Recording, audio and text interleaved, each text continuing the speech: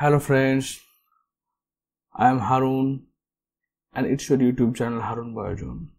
Today in this video, I will fully explain the replication process of DNA from the chapter Molecular Basis of Inheritance, class 12, especially for NEET education. তো চলো আমরা দেরি না করে শুরু করি এবার রেপ্লিকেশন প্রসেসের জন্য যে মেশিনারি বা এনজাইম দরকার সেগুলো নিয়ে আলোচনা করব প্রথমে বলছি in living sales such as E. coli the process of replication require set of catalyst মানে যারা হচ্ছে ক্যাটাবলিজম রিঅ্যাকশন করে অর্থাৎ যারা এনজাইম যারা তোমার কিসের জন্য দরকার এই রেপ্লিকেশনের জন্য দরকার The main enzyme is referred to as DNA-dependent DNA polymerase. এখানে DNA-dependent DNA polymerase কেন বলা হচ্ছে? কারণ DNA থেকে যেহেতু DNA তৈরি করবে, DNA থেকে কি করবে? DNA থেকে DNA তৈরি করবে, তাই বলা হয় তার DNA এর উপর ডিপেন্ড করে DNA তৈরি করবে। এই জন্য একে DNA-dependent DNA polymerase বলা হয়ে থাকে। Since it uses a DNA template to catalyze the polymerization of deoxynucleotides.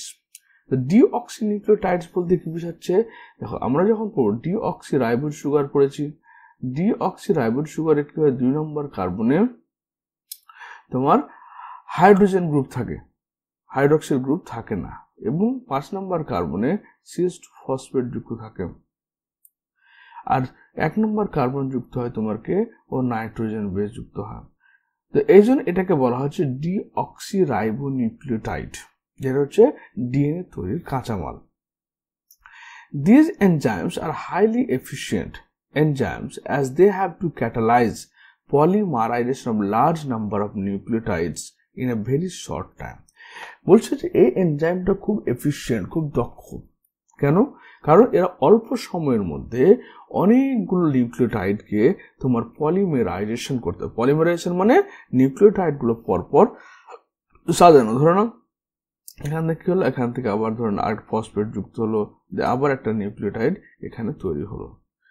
তো এই যে পলিমারাইজেশন মানে পরপর নিউক্লিওটাইডগুলোকে ফসফোডাইএস্টার বন্ড দ্বারা যুক্ত করা, এটাই হচ্ছে তোমার polymerization process or synthesis of DNA.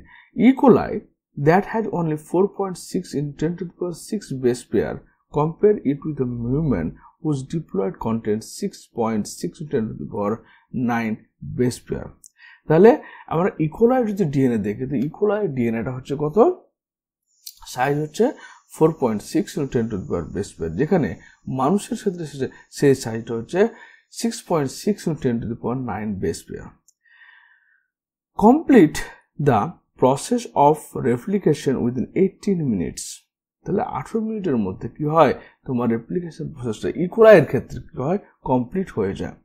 That means the average rate of polymerization has to be approximately 2000 base pair per second. তাহলে 2000 বেস পেয়ার বা 2000 তোমার হচ্ছে এই নিউক্লিওটাইডকে কি করতে পারে পরস্পর সঙ্গে যুক্ত করে নতুন একটা ডিএনএ স্ট্র্যান্ড তৈরি করতে পারে কি এই ডিএনএ পলিমারেজ। তার অ্যাপ্রক্সিমেট রেট হচ্ছে 2000 per second. Just imagine. Not only do this polymerase have to be fast but they also have to catalyse the reaction with high degree of accuracy. শুধুমাত্র polymerization করতে পারে না অর্থাৎ DNA synthesis করতে পারে না, এই এনজাইমটা তোমার কি করতে পারে খুব অ্যাকিউরেটলি অর্থাৎ কোন রকম ভুল ভ্রান্তি ছাড়াই এই পলিমারাইজেশনটা করতে পারে। ভুল ভ্রান্তি বলতে যেগুলো হচ্ছে মানে কোষ চক্রের এস ফেজে যখন ডিএনএ সংশ্লেষ হয় যাতে কোনো এরর না তৈরি হয় সেই সব তার efficiency. Any mistake during replication would result into mutation. কারণ ডিএনএ রেপ্লিকেশনের সময় যখন ডিএনএ নিউক্লিওটাইডগুলো পরস্পরের সঙ্গে যুক্ত হবে সেখানে যদি কোনো রকম ফল্ট হয়, কোনো মিস্টেক হয় তাহলে কিন্তু আমাদের মিউটেশন হয়ে যাবে। Furthermore, energetically replication is a very expensive process. এবং এনার্জেটিক্যাল অর্থাৎ শক্তির দিক দিয়ে কি হচ্ছে রেপ্লিকেশন একটা খুব এক্সপেন্সিভ প্রসেস। ডিঅক্সিরাইবোনিউক্লিওটাইডস ট্রাইফসফেট, এই যে এটা হচ্ছে deoxyribonucleotide triphosphate phosphates serve dual purpose.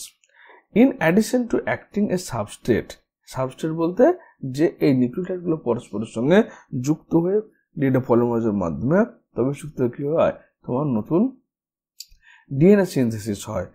দে অ্যাক্টিং সাবস্ট্রেট, তাহলে কি হচ্ছে, এই যে ডিঅক্সিরাইবোনিউক্লিওসাইড ট্রাইফসফেট, এটা নিউক্লিওসাইড, নট নিউক্লিওসাইড ট্রাইফসফেট। এই ডিঅক্সিরাইবোনিউক্লিওসাইড ট্রাইফসফেটটা দুরকম ভাবে কাজ করে। এক হচ্ছে তৈরি করা সাবস্ট্রেট হিসেবে কাজ করে, আবার এই ফসফেট বন্ডগুলো ভেঙে গিয়ে তোমার কি করে, এনার্জিও তৈরি করে। কারণ ধরুন যেমন অ্যাডেনোসিন ট্রাইফসফেট, তাহলে এখানে জাস্ট অ্যাডেনিন যুক্ত করলে কি হয়, তোমার অ্যাডেনিন ট্রাইফসফেট বা এটিপি তৈরি হয়ে যায়। এই এটিপি ফসফেটগুলো ভেঙে ভেঙে তো এটিপি থেকে এডিপি, এডিপি থেকে এএমপি তৈরি করে। তাই বলছে ডিঅক্সিরাইবোনিউক্লিওটাইডগুলো দুটো কাজ করে, একটা হচ্ছে ডিএনএ তৈরির কাঁচামাল হিসেবে ব্যবহৃত হয়, সাবস্ট্রেট হিসেবে ব্যবহৃত হয়, আবার তোমার ডিএনএ তৈরির জন্য যে এনার্জি দরকার হয় সেই এনার্জিটা কিন্তু এখান থেকে আসে।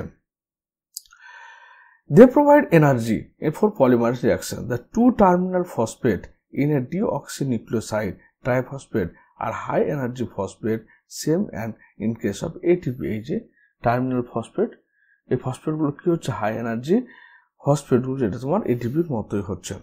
তাহলে আমরা কি দেখলাম যে ডিএনএ পলিমারেজ যে এনজাইমটা সেটা খুব হচ্ছে কি, এটাকে বলা হচ্ছে ডিএনএ ডিপেন্ডেন্ট ডিএনএ পলিমারেজ।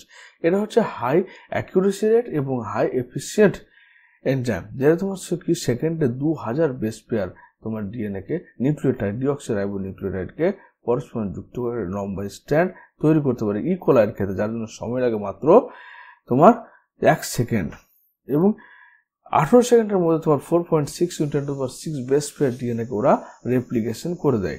এবং এখানে কাঁচামাল হিসেবে ব্যবহৃত হয় কে, ডিঅক্সিরাইবোনিউক্লিওসাইড ট্রাইফসফেট।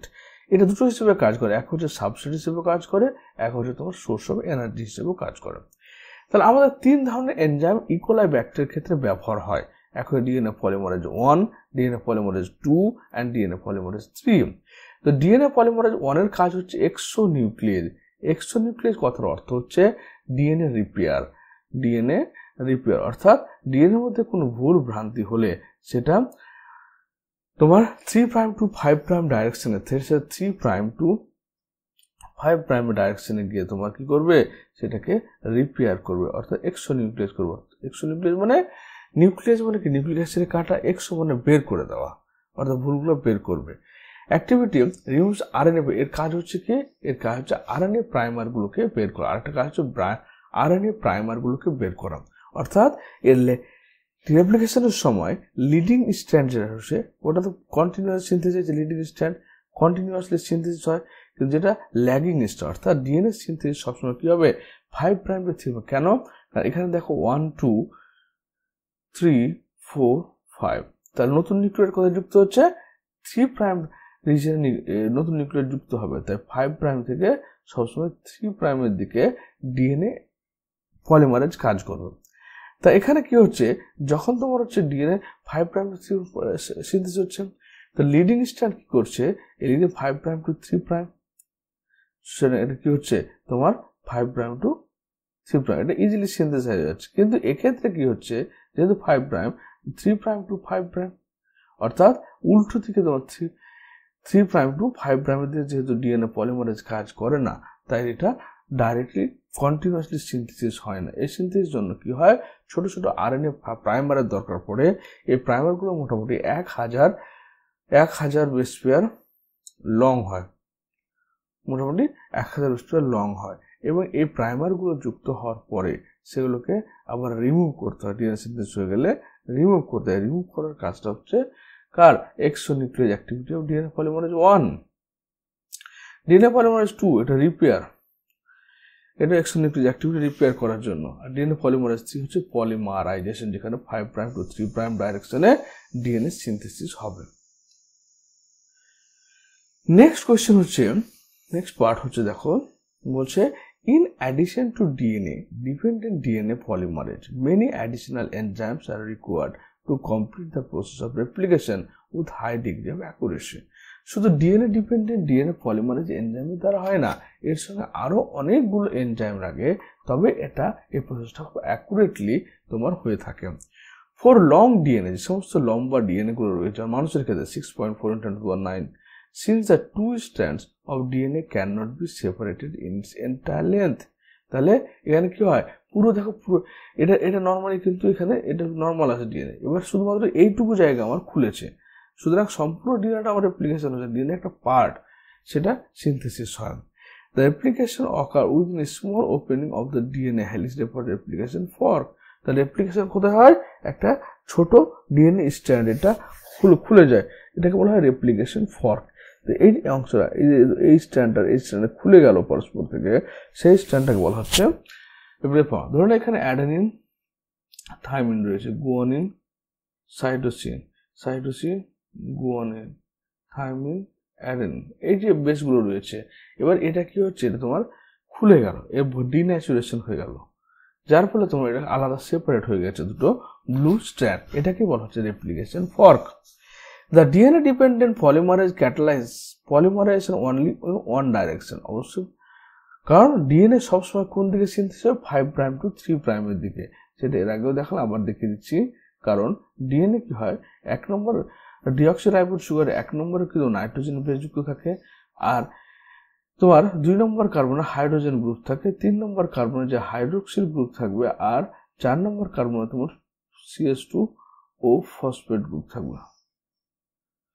এবার এই ও রিজনে আবার একটা লাইগেজ এনজাইমের মাধ্যমে ফসফেট যুক্ত হবে, যুক্ত হওয়ার পরে ও ফসফেট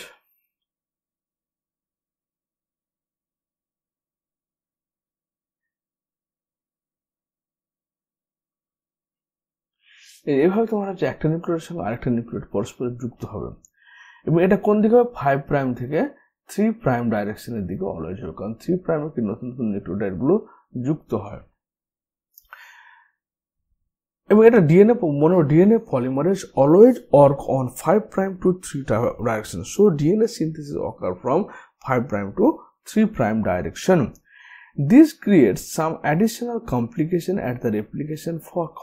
এই যে এটা কি করছে, রেপ্লিকেশন ফর্ক যে তৈরি হলো সেখানে কিছু জটিলতা তৈরি করছে। কিরকম জটিলতা দেখো, on strand the template is polarity 3.5 direction, the replication is continuous। তাহলে ধরো না এটা 5 প্রাইম টু 3 প্রাইম আছে আর 3 প্রাইম টু 5 প্রাইম আছে, এবার ধরো এটা 3 প্রাইম টু 5 প্রাইম মানে কি, এখানে DNA synthesis 5 prime to 3 prime হবে, সুতরাং এটা কন্টিনিউয়াসলি সিনথেসিস হবে।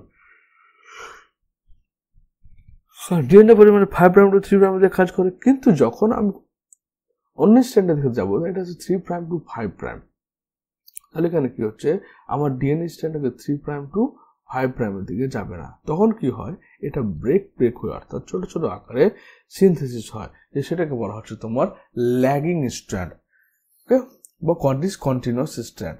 The discontinuously synthesised fragments are later joined by enzyme DNA ligase. তা ডিএনএ লাইগেজের কাজ কি, এই ধরনের এগুলো আরএনএ প্রাইমার, এগুলো একটা আরএনএ প্রাইমার। এই আরএনএ প্রাইমার গুলো তখন কি হচ্ছে, 5 প্রাইম টু 3 প্রাইম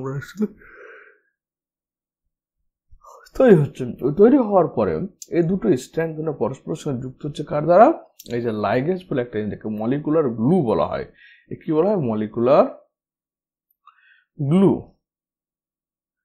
কারণ এরা কি করে, তোমার দুটো এই নিউক্লিওটাইড এই ফসফোডাইস্টার বন্ডটা তৈরি করে, এই ফসফেটটা করতে আসে এটিপি থেকে আসে,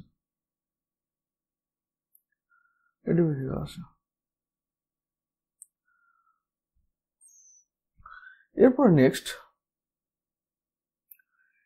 বলতে দেখো, the DNA polymerase on their own cannot initiate the process of replication।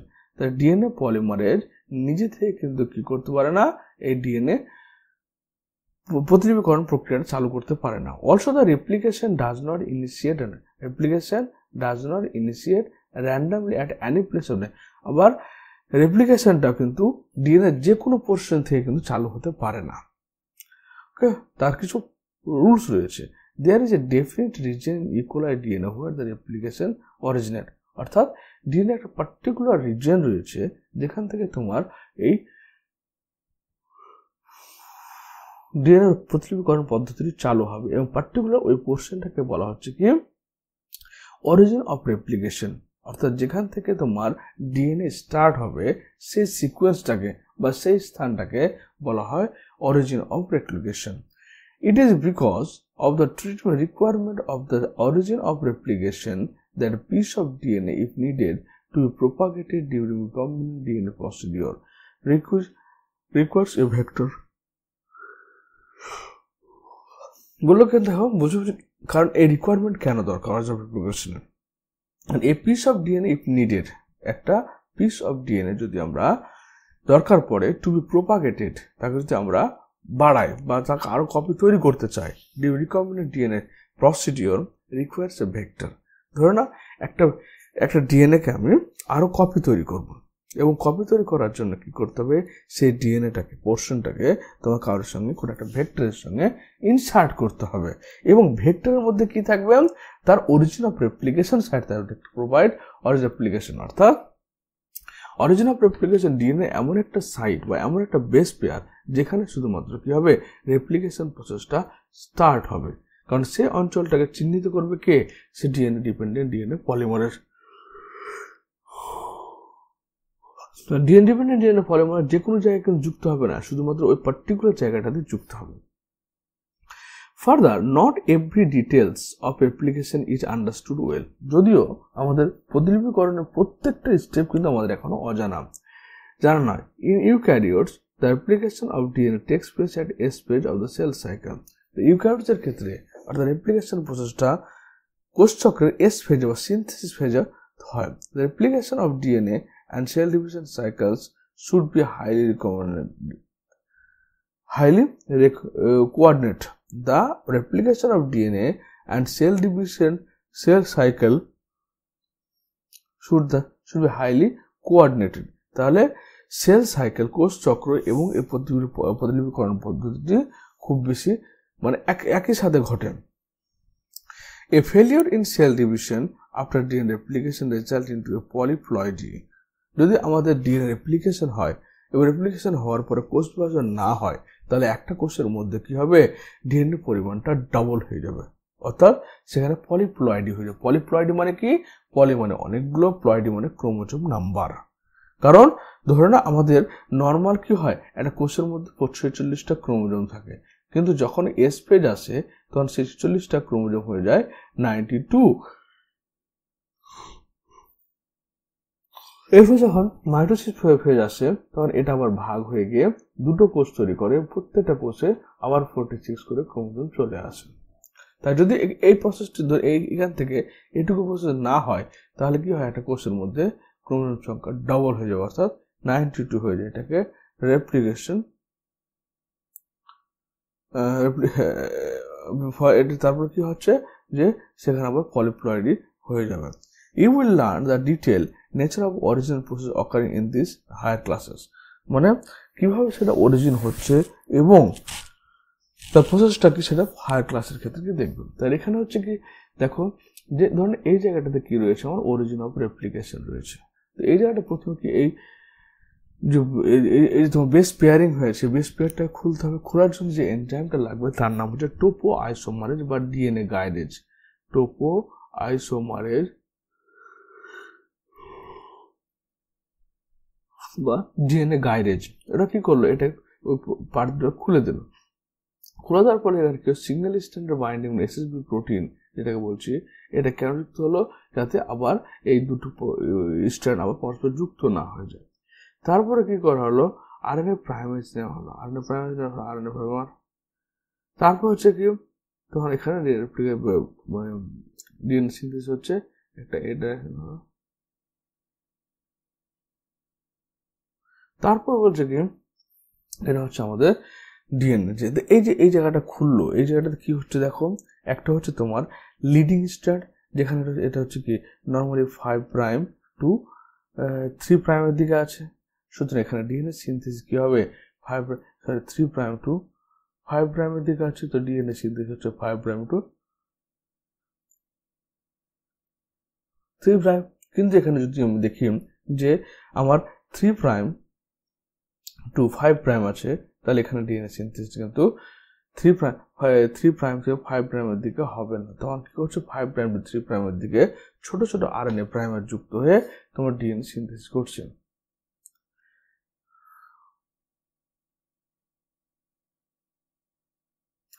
এরপর হচ্ছে যে আমাদের যে রেপ্লিকেশন প্রসেস হলো সেখানে কি কি এনজাইম লাগছে এবং সেগুলোর কাজ কি। প্রথম কাজ হচ্ছে ডিএনএ পলিমারেজ 1। তো ডিএনএ পলিমারেজ 1 এর প্রথম কাজ আমরা দেখেছি কি এক্সোনিউক্লিয়েজ অ্যাক্টিভিটি, অর্থাৎ ডিএনএতে যখন তোমার ল্যাগিং স্ট্র্যান্ডে যে আরএনএ প্রাইমারগুলো ছোট ছোট প্রাইমারগুলো যুক্ত হয়েছে, তো এই আরএনএ প্রাইমার থেকে তোমার ডিএনএ পলিমারেজের মাধ্যমে ডিএনএ তৈরি হবে। এবার ডিএনএ যখন তৈরি হয়ে গেল তারপর আরএনএ প্রাইমারগুলোকে রিমুভ করতে হবে। সেই কাজটা করছে তোমাকে এই ডিএনএ পলিমারেজ 1। ডিএনএ পলিমারেজ 2 কি করছে রিপেয়ার ফাংশন, অর্থাৎ এর কোনো এরর তৈরি হলে সেটাকে রিপেয়ার করবে। ডিএনএ পলিমারেজ 3 হচ্ছে main enzyme that add nucleotide in 5' to 5' direction, অর্থাৎ এখানে অনেকগুলো নিউক্লিওটাইড পরস্পর যুক্ত করে তোমার একটা ডিএনএ চেইন তৈরি করবে। কার দ্বারা? তারপর হচ্ছে হেলিকেজ। এই যে হেলিকেজ কাজ কি, এই যে তোমার ডিএনএ স্ট্যান্ড, এই ডিএনএ স্ট্যান্ডের মধ্যে কি রয়েছে নাইট্রোজেন বেস পেয়ার রয়েছে। এই নাইট্রোজেন বেস পেয়ার খুলছি খোলার সঙ্গে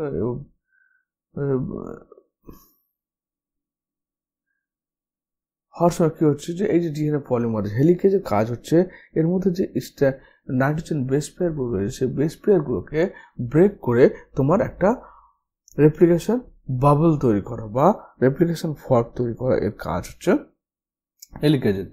লাইগেজের কাজ হচ্ছে দুটো নিউক্লিওটাইডকে পরস্পর ফসফোডাইএস্টার বন্ড দ্বারা যুক্ত করা, এটা লাইগেজের কাজ। প্রাইমেজের কাছে এই যে আরএনএ প্রাইমারগুলো তৈরি হচ্ছে, এই যে আরএনএ প্রাইমার এই আরএনএ প্রাইমারগুলোকে সঙ্গে কি করা, যুক্ত করা। Sliding clamp help to hold the DNA polymerase in place. The sliding clamp মানে কি এই যে ডিএনএ এর সঙ্গে এই স্লাইডিং ক্ল্যাম্পটা যুক্ত হয়ে আছে, এর কাজ হচ্ছে যাতে ডিএনএ পলিমারেজকে নির্দিষ্ট জায়গায় যুক্ত রাখতে পারে এবং সে রেপ্লিকেশনের সময় স্থান পরিবর্তন করে।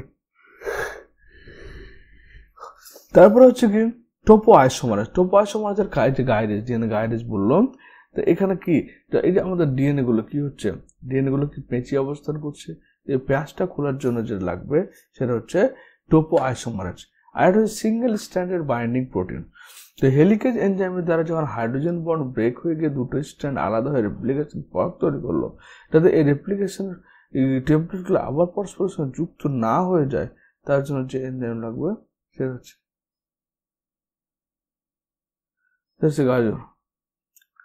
সেটা হচ্ছে এনজাইমগুলো লাগবে। মানে এসএসএ প্রোটিনের কাজ হচ্ছে কি যাতে এই যেটা হেলিকেজের মাধ্যমে যেটা আনউইন্ড হলো সেটা আবার যাতে রিউইন্ড না হয়ে যায়, আবার যাতে পেঁচিয়ে না যায়, সেটাকে প্রোটেক্ট করার জন্য কি হচ্ছে আমাদের single standard DNA SSB protein লাগছে। এবার তুমি দেখতে পারো এখানে তাহলে আমাদের কি কি হলো দেখো, যদি আমরা এটা নর্মালি এভাবে এঁকে দেখায়, তাহলে এখানে তোমার ধরে নাও পেঁচিয়ে আছে এখানে, তো এই যে স্ট্যান্ডগুলো এখানে যা খুলে গেছে, এই খুলে যাওয়ার কাজটা হচ্ছে হেলিকেজের কাজ। হেলিকেজ কি করছে, খুলছে। গাইরেজের কাজ হচ্ছে এই যে তোমার পেঁচিয়ে অবস্থান আছে পেঁচটাকে খোলার কাজ। এবং হচ্ছে কি যে প্রাইমেজের কাজ একটা স্ট্যান্ড 5' 5' to 3'।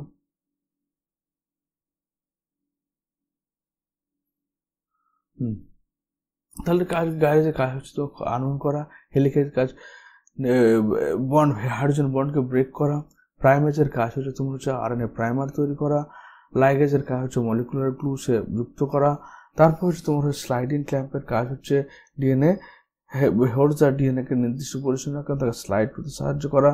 তো তারপর সিঙ্গল স্ট্যান্ড বাইন্ড দুটো স্ট্যান্ড পরস্পর যুক্ত না হয়ে যাওয়া বা পেঁচে না যায় সেটাকে প্রোটেক্ট করা হচ্ছে রেপ্লিকেশনের কাজ।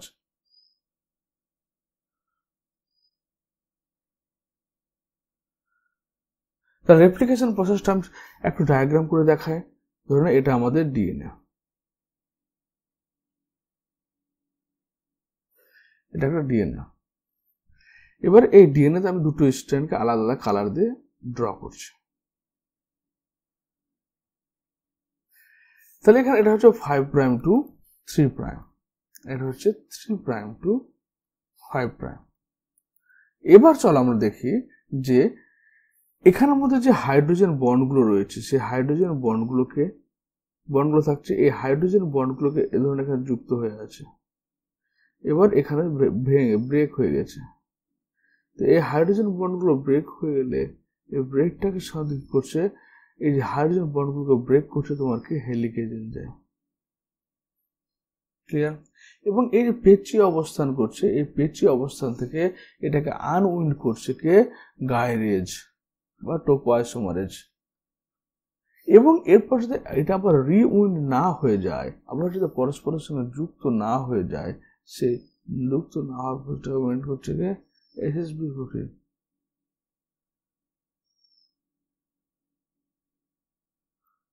হলো, তারপর হচ্ছে কি, এসএসবি প্রোটিনের কাজ হচ্ছে কি, যাতে আবার রিউইন্ড না হয়ে যায়। এবার দেখো এখানে বলছে 5 প্রাইম টু, আমি যে রেড লাইনটাকে নিই, রেড লাইনটাতে কি হচ্ছে দেখো 3 প্রাইম টু 5 প্রাইম। তো এখানে ডেফিনেটলি কি 3, এখানে ডেফিনেটলি 3 প্রাইম থেকে তোমার কি হবে, 5 প্রাইমের দিকে কিছু একটা সিনথেসিস হবে। ক্লিয়ার? আবার যে ব্ল্যাক যে কালারটা রয়েছে, ব্ল্যাক কালারের যে স্ট্যান্ড রয়েছে, এখানে 5 প্রাইম থেকে 3 প্রাইম। তো এখানে কি 5 prime to 3 prime. R DNA polymerase কি করে, ডিএনএ পলিমারেজ এর কাজই হচ্ছে তোমার 5 প্রাইম টু 3 প্রাইম ডাইরেকশনে নিউক্লিওটাইডগুলোকে পরস্পরের সঙ্গে যুক্ত করবে। কিভাবে হচ্ছে দেখো, এখানে হচ্ছে ও ফসফেট ও CH2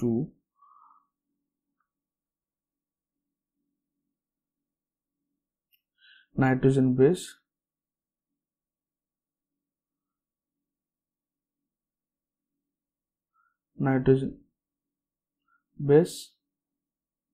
নাইট্রোজেন বেস যুক্ত হচ্ছে। এবার এর সঙ্গে আবার ধরে না ও ফসফেট ও CH2,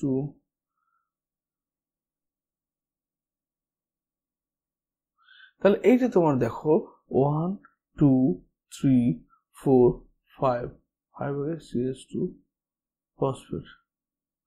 এই যে 5 প্রাইম থেকে কোন দিকে আসছে, 3 প্রাইমের দিকে। তাই DNA polymerase always 5 prime to 3 prime cut করবে। তাহলে এখানে যখন 5 প্রাইম টু 3 প্রাইম হবে, তাহলে এটা ডাইরেক্টলি কন্টিনিউয়াসলি তোমার সিনথেসিস হবে। তাই একে ল্যাকিং, এটাকে লিডিং স্ট্র্যান্ড বলা হয়, এটাকে বলা হচ্ছে লিডিং স্ট্র্যান্ড, লিডিং। কিন্তু এখানে সমস্যাটা কোথায় দাঁড়াচ্ছে, যেহেতু এখানে 3 প্রাইম টু 5 প্রাইম কাজ হবে না, তাই কি করা হয়, এখানে 5 প্রাইম টু 3 প্রাইমে ছোট ছোট আরএনএ প্রাইমার করা হয়। এই আরএনএ প্রাইমারগুলো তোমার কি হচ্ছে, আরএনএ প্রাইমারগুলো ডিএনএ ডিপেন্ডেন্ট ডিএনএ পলিমারেজের মাধ্যমে তোমার ডিএনএতে কনভার্ট হয়, এবং আরএনএ প্রাইমারগুলো তখন ডিএনএ পলিমারেজ 1 এর মাধ্যমে সেটা রিমুভ হয়ে যায়। এবং এখানকার এটাকে বলা হয় ল্যাগিং স্ট্যান্ড। যেহেতু কন্টিনিউয়াসলি সিনথেসিস হলো না, তাই এটাকে ল্যাগিং বা কন্টিনিউয়াস বা সায়েন্টিস্টের নাম অনুসারে ওকাজাকি ফ্র্যাগমেন্টও বলা হয়ে থাকে, ওকাজাকি ফ্র্যাগমেন্টস ও বলা হয়ে থাকে। এবার আমরা বলবো এটা তো হয়ে গেল কাজ। এরপরে কি হচ্ছে, তোমার ডিএনএ পলিমারেজ এখানে যুক্ত হবে এবং কাজ করবে। ওকে, এবার এখানে রেপ্লিকেশন আমাদের কেন দরকার, কারণ আমাদের প্রকৃতিতে ক্রোমোজোম সংখ্যা কত, মাইটোসিস কোষ বিভাজনের সময় একটা কোষ থেকে কি হয়, দুটো কোষ তৈরি হয়।